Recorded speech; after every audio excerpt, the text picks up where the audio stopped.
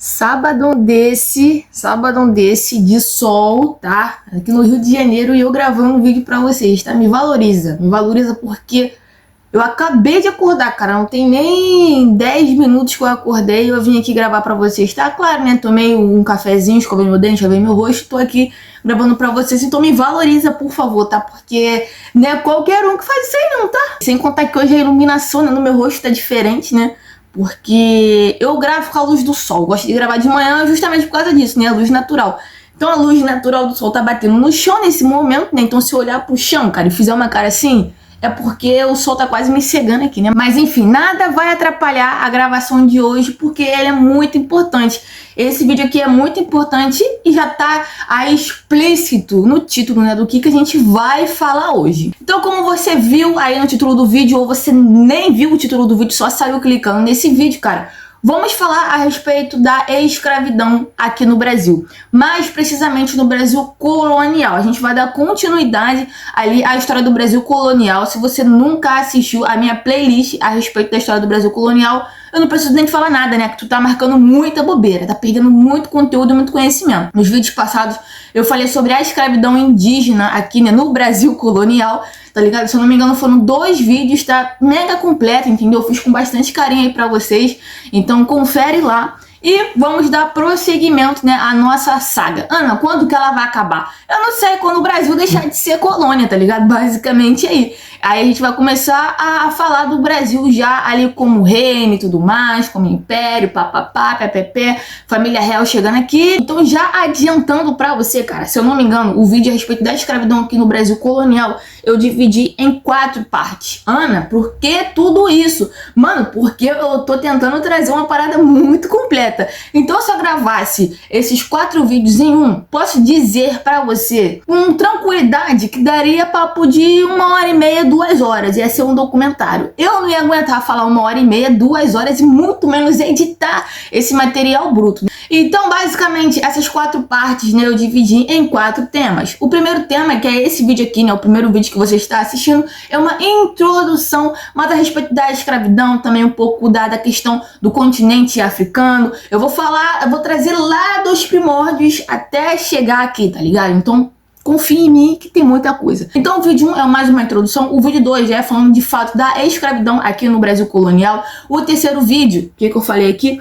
Eu botei sobre a igreja e a escravidão, até porque a igreja e a escravidão andaram assim, juntinhas, né? Na escravidão africana ela vai estar muito mais presente, intervindo muito mais, né? Não intervindo para o bem, tá? Já adiantando logo. E o último vídeo eu botei o senhor de escravo. Daí vamos falar dessa pessoa e vamos falar também dessa questão social, aquela divisão social que havia ali na colônia. Então assim, foi o que eu falei, tô tentando trazer um conteúdo muito bacana, um conteúdo estruturado, um conteúdo embasado, e no final eu vou disponibilizar o material escrito e também posso disponibilizar aí o nome dos textos que eu usei pra minha pesquisa, tá ligado? Porque já adianto que foram muitos.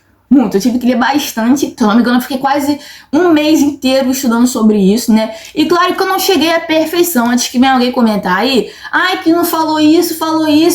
Cara, eu não beirei a perfeição, é muita coisa pra estudar, é muita informação e a nossa cabeça não absorve 100% de um texto ou 100% de um vídeo, de um documentário que a gente assistiu. Então basicamente é isso. Então você já sabe que essa série de vídeos vai ser muito bacana pro teu conhecimento e eu não preciso dizer nada, tá? Se você já quiser deixar uma moral só pelo trampo que eu tive, cara, estudando, só pelo trampo que eu tive estudando esse tema, já deixa o seu like aí, tá? Já compartilha, já se inscreva, ative as notificações. Beleza? Eu vou te lembrar isso aí mais pra frente, tá? Fique tranquilo. E falar em tranquilidade, você já sabe, eu não preciso nem dizer aqui pra você. Quer assistir esse vídeo de uma forma confortável? Então, escolha da melhor forma como você vai assistir. Se vai assistir na cama, no sofá, em pé, no ônibus, deitado no chão, sentado na calçada, cara, é com você. Só fique confortável e fique comigo até o final desse vídeo, que eu garanto que você não vai se arrepender. Beleza? Então, sem muita enrolação, vamos partir pro vídeo. Vamos lá.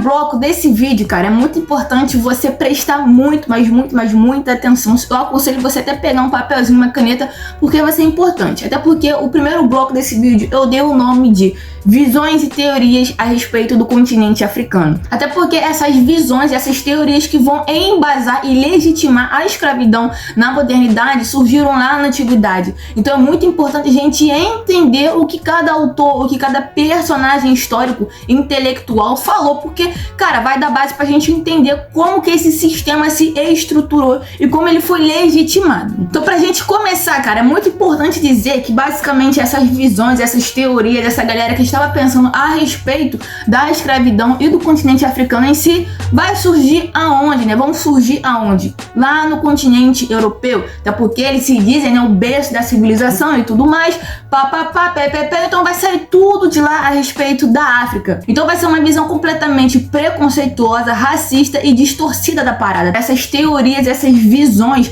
a respeito do continente africano que vieram lá da Europa, mais precisamente lá dos tempos antigos e medievais, que perduraram ao longo da modernidade, elas vão dizer o quê? Cara, que o continente africano era um bestiário, tá ligado? Era um lugar, assim, de besta, de animais selvagens, de pessoas selvagens e de pessoas com a pele preta, com a pele queimada, mais precisamente. Era assim que eles falavam. Então, cara, você já pode tirar por aí que isso aí já é uma visão completamente racista, preconceituosa e equivocada. Até porque a gente sabe, né? Muito importante dizer aqui, parece que não, mas é um erro que muita gente comete, que é achar que a África é um país em si. Não, a África é um continente.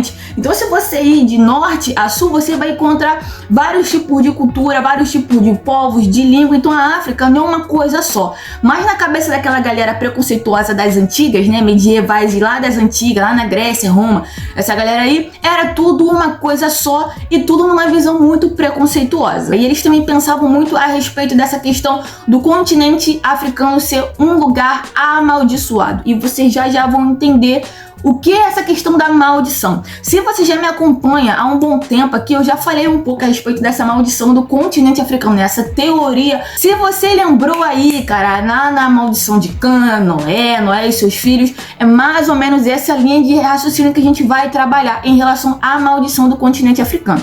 Tá? Essa teoria, assim, cara, ela já caiu por terra há muito tempo, ela já não tem nenhum tipo de fundamento, entende? Mas mesmo assim, ela perdurou ao longo da modernidade para justificar e legitimar a escravidão. É importante a gente dizer também essa questão da escravidão, que ela nem sempre foi pautada numa questão racial. Ela passou a ser pautada numa questão racial bem depois. Até porque lá nos tempos antes de Cristo, depois de Cristo, lá na Grécia, em Roma e até mesmo ali no comecinho da Idade Média, cara, melhor dizendo, ela vai ser pautada numa questão mais social, entende? Vamos dizer assim, se a pessoa tivesse dívidas, ela não conseguisse pagar, automaticamente ela virava uma pessoa ali na condição de escravizada até ela conseguir pagar aquela dívida. Então era pautada numa questão mais social e não racial. Porém, ela vai assumir, né, essa feição, como eu disse, logo após ali, quase no finalzinho da Idade Média para a Idade Moderna. E a gente vai falar agora um pouco dessa questão de alguns teóricos e filósofos e religiosos, né, e essa questão da escravidão em algumas óticas para a gente entender como ela era de fato até ela se transformar numa questão racial. Então vamos começar ali pegando a escravidão na ótica de Santo Agostinho. Até porque ele vai dizer que a escravidão era tanto um remédio quanto uma penalidade, tá? E essa penalidade, esse remédio era instituído por Deus. E cabia a Deus a responsabilidade de apontar quem seria o escravizado e quem seria o senhor. Já na ótica de Aristóteles, ele vai dizer que a escravidão era uma deficiência que já nascia com o homem. Ou seja, o homem já nascia naquela condição de escravizado. E essa questão da escravidão afetava a moral e a sua virtude. E agora a gente chegou num personagem histórico muito importante que com certeza você já deve ter ouvido falar na sua aula de história antiga e até mesmo de filosofia. Com certeza, tá aqui a Heródoto. Heródoto, ele teve uma visão muito generalizada do continente africano e essa visão generalizada racista, cara, ela foi muito propagada ali nos tempos antigos e também no tempo medieval e que, querendo ou não, vai ser propagada também, ela vai continuar sendo propagada durante a modernidade. Basicamente, cara, Heródoto, ele foi um dos primeiros a visitar o continente africano, mais precisamente o Egito e a Núbia. Então ele foi um dos caras ali que fez as primeiras observações e as observações dele foram o quê? Muito generalizadas e erradas. Primeiramente, ele falou que era uma região assim com muitos desertos, né?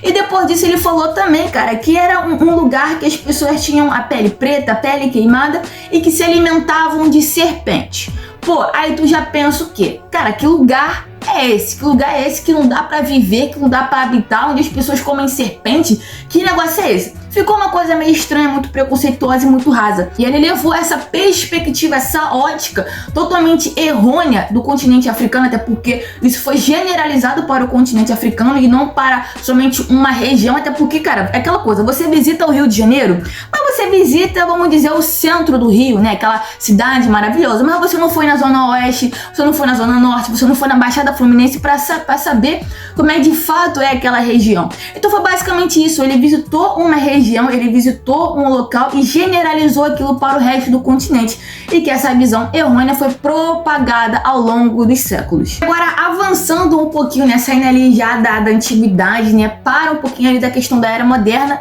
outro personagem que vai também falar a respeito do continente africano, né, que vai ali falar um pouquinho também dessa questão da escravidão, vai ser Montesquieu. Ele vai dizer basicamente, né, ele associou, melhor dizendo, a questão do clima, né, do calor, né, com essa questão da preguiça e da servidão. Para ele, cara, as pessoas que vivessem num lugar quente estavam propícios a serem servos, serem escravizados e também a preguiça. Aí eu fiquei pensando quando eu tava estudando, a gente aqui do Rio de Janeiro, né, a galera lá do Nordeste, estariam ferrados, entendeu? A gente ia ser eternos preguiçosos, porque a gente vive num calor, assim, doido, tá ligado? Tá no outono e tá calor, eu tô suando aqui. Então ele associou essa questão do calor com a servidão e com a preguiça. E quem ele usou para poder embasar sua teoria? A galera do continente africano. Então, basicamente, ele falou o quê? Os africanos que vivem lá na região desértica, né, com calor extremo, eles estão propícios à preguiça e a serem o quê? Escravizados. E sem contar, cara, que a galera vai começar a falar a respeito da cor da pele,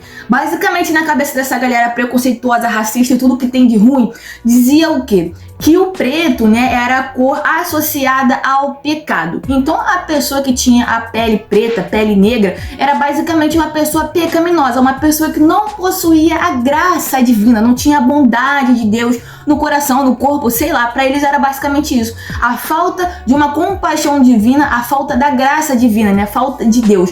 Então, basicamente, era um contraste com o branco. O branco era visto o quê? Como uma coisa divina, né, uma pessoa agraciada. Então, quem tinha a pele negra, a pele preta, era basicamente coisa do diabo. Resumindo, era assim que eles pensavam. Então vocês puderam ver, cara, que a gente passeou aí por várias óticas e várias teorias, né, a respeito do continente africano, né. Como eu disse, tinha uma questão mais social, tinha uma questão mais filosófica e também uma questão assim, cara, ali de Montesquieu que eu achei, sim, loucura pura, tá ligado? Maluquice pura da cabeça dele. Então essas pequenas teorias, falas, né, de intelectuais vão embasar, né, vão dar legitimidade para o tráfico. Eles vão dizer, cara, que basicamente ali você pegar as pessoas do continente africano de uma forma forçada e trazê-las para a servidão era basicamente um favor que você estava fazendo para elas. Era visto como um resgate de alma. Você vai tirar aquela pessoa daquele continente, daquela sociedade pecaminosa, daquele lugar extremamente ruim,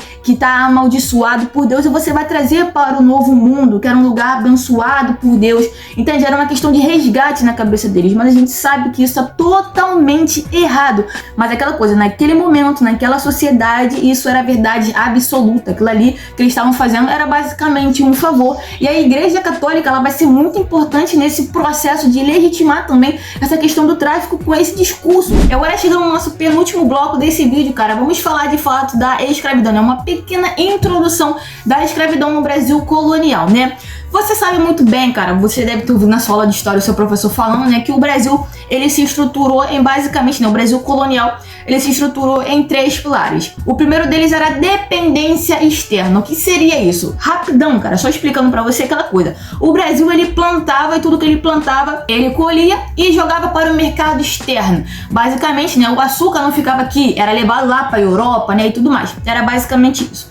O outro pilar era justamente os grandes latifúndios, né, até porque para você ter a plantação de cana, né, você tem que ter os grandes engenhos, as grandes plantações, né, basicamente isso. E o terceiro e último pilar, muito importante para o nosso vídeo, para o nosso tema, que é justamente a escravidão. Quem vai trabalhar nas fazendas? Quem vai trabalhar nos engenhos? Quem vai trabalhar nesses grandes latifúndios? os escravizados. A economia colonial, né, o Brasil colonial se estruturou nesses pilares, né, principalmente no da escravidão. E como você deve estar careca de saber, cara, a escravidão ela esteve presente em boa parte da história do Brasil, né? Primeiro ali com a questão da escravidão indígena e depois com a questão da escravidão africana, que vai perdurar por muito tempo, cara. Você sabe muito bem que ela só vai ser abolida, cara, ali no segundo reinado, né? Ali no finalzinho do segundo reinado. E você sabe que não foi um processo simples, né? De, vamos assinar aqui e acabou, tá todo mundo livre. Claro que não. Depois que teve a assinatura, né, da Lei Áurea, né, e falou que a galera estava liberta, mano, teve toda uma questão social, novas problemáticas sociais surgiram, né, que, querendo ou não, se você observar, estão aí até hoje na nossa sociedade contemporânea. Só que eles querem que a gente acredite que isso aí é mentira, que já passou, já não existe mais. Mas é só você olhar com cuidado, com um olhar crítico, que você ainda vai ver que essas mazelas ainda estão presentes entre nós. Para você ter ideia, o Brasil ele foi o último país da América a abolir a escravidão. Ele foi o último. Só para você se situar em questão temporal e de datas, cara, a escravidão africana ela começou ali basicamente em 1535 e ela só vai terminar, digo bem entre aspas, né, como eu disse, essa questão ainda tá na nossa sociedade atual, ela só vai terminar ali em 1888. Então é muito tempo que esse sistema ele perdurou. Como eu falei pra vocês lá no bloco anterior, né, essa questão da escravidão não era uma coisa nova, uma coisa inventada, entende? A galera já conhecia a escravidão, né? Como eu disse, havia escravidão lá na Grécia, lá em Roma, lá no Egito. Então era tudo baseado ali na questão social e não racial. A escravidão racial, podemos dizer assim, ela vai ser introduzida e defendida por quem? Pelos portugueses e pelos espanhóis lá no século XV. Como eu falei pra vocês, né, eles pegaram essa questão da maldição de Cã, essa questão ali dos históricos antigos, para basear ali, né, as suas teorias e para basear e legitimar aquilo que eles estavam fazendo no continente africano. E agora, partindo pro nosso último bloco, cara, a gente vai falar de quem foram as pessoas escravizadas aqui no Brasil, dando uma introdução, tá, para o nosso vídeo que vem, que a gente vai falar de fato da escravidão aqui no Brasil. Né, os primeiros escravizados no Brasil colonial foram quem? Você já tá careca de saber, e se você assistiu o vídeo passado, né, no Brasil colonial, né, na nossa série de vídeos, você sabe muito bem, que foram os indígenas, né, assim que os portugueses chegaram aqui e tudo mais, né, que não descobriram coisa nenhuma. Se você ainda tem aquele pensamento de, Pedro Álvares Cabral que descobriu o Brasil. Irmão, nem fala comigo, nem me cumprimenta, nem respira o mesmo ar que eu, tá? Já começa por aí. Porque ninguém descobre nada. Como é que descobre alguma coisa que já existe, que tá lá quietinha, bonitinha? Isso é uma visão do colonizador, isso é uma visão europeia de descobrimento. Para nós, atualmente, né, depois de várias teorias, é uma questão de invasão. Invadir o Brasil. Não descobriram nada. Basicamente, né, quando eles chegaram aqui, invadiram aqui, né, e montaram esse sistema colonial, né, com a cana-de-açúcar e tudo mais, com o pau-brasil, eles implantaram a escravidão, só que com a mão de obra escrava indígena, né? Só que, cara, o indígena não era compatível com aquele modelo de trabalho europeu que eles estavam querendo impor com a base da escravidão. Eles não eram compatíveis, né? Eles estavam acostumados com um modelo ali mais de agricultura familiar, vamos dizer assim. Eles plantam aquilo que eles vão comer. E além disso, era tudo muito dividido as funções do trabalho, né? A mulher faz o preparo, cuida das crianças e tudo mais, enquanto os homens vão caçar, vão trabalhar ali nas plantações. Então, eles também viviam essa questão do ócio, né? Então eles plantavam aquilo que eles comiam. Então o tempo que eles tinham, eles faziam outras atividades, né? De pesca, de navegação. Então não era compatível aquele modelo europeu para eles naquela sociedade, naquele contexto. E sem contar que eu falei naquele vídeo a respeito da escravidão indígena, cara. A galera tá bonitinha aqui, quietinha, vivendo num país tropical, de fato, né? Lidando com as suas doenças e combatendo as suas próprias doenças. Chega aqui do nada, a pessoa que atravessou o oceano inteiro por vários dias, né, contraindo piolho, pior tipo de doença, essa galera tinha, né, esses europeus tinham. Então chegavam aqui, contaminavam basicamente a galera toda, contaminavam os indígenas. Então muitos indígenas acabaram morrendo em decorrência daquele trabalho pesado, né, imposto a eles e também em decorrência das grandes doenças que estavam sendo espalhadas por aqui. E outro fator também muito importante, cara, é que a escravidão indígena não era rentável, não gerava lucro para o cara que estava escravizando, né, para o senhor ali, né, e também não gerava lucro, não gerava receita para a coroa portuguesa, né? A coroa queria o quê? Cobrar impostos, né? Então, a partir desse momento, eles viram que não era rentável. Então, a questão da escravidão africana, ela vai gerar impostos, ela vai gerar dinheiro e muita gente vai enriquecer com ela, tá ligado? Só pra você ter ideia ali depois, né, já no Brasil, ali imperial, né, muitos bancos que a gente conhece hoje, que a gente usa hoje, tem um pezinho lá na escravidão. Então a questão da escravidão africana começou a ser rentável para a coroa, principalmente, e para aqueles, né, os traficantes de escravizados, né, para os senhores de escravo também. E outro ponto muito importante, cara, que poucas pessoas também falam disso, né, só fui descobrir lendo esse texto, né, os textos que eu tava estudando para poder gravar esse vídeo, cara, é que principalmente os povos da África, né, ali mais precisamente do norte e oeste, eles eram altamente especializados na questão do plantio da cana-de-açúcar. Então você ia trazer uma mão de obra mais especializada para o Brasil, diferentemente dos indígenas que não eram tanto. E sem contar, cara, que também, né, é a questão que a gente fala da experiência bem sucedida portuguesa na escravidão. Lembrando que isso é uma visão europeia, uma visão do colonizador. Tá? E não da visão do colonizado, né? Então eles tinham essa questão da experiência bem sucedida. Até porque Portugal já tinha outras colônias, né, ali no Atlântico e também ali em algumas regiões da África. Então, nessas regiões já tinha essa questão da escravidão africana. Então, ele pensou o quê? Pô, se deu certo aqui, sei lá, em Cabo Verde, vai dar certo lá no Brasil. Então, ele trouxe, né, essas pessoas nessas condições precárias, né, raptaram essas pessoas, até porque ninguém vinha de bom grado, né, tinha essa questão toda da guerra por trás que a gente vai falar mais pra frente. Né? Então eles traziam essas pessoas, né, nessas condições ruins, traziam para cá para trabalhar nessas plantações de açúcar. Outro ponto muito importante, cara, que eu esqueci de dizer aqui também, que vai contribuir para essa questão da escravidão, né, que vai legitimar a escravidão africana, é justamente que alguns povos africanos eram vistos como inimigos religiosos. Ana, como assim inimigos religiosos?